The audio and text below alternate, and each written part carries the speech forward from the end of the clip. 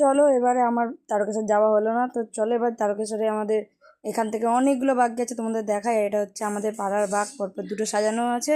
এবার বাদ বাকি বাঘগুলো তোমরা দেখতে থাকো শুধু।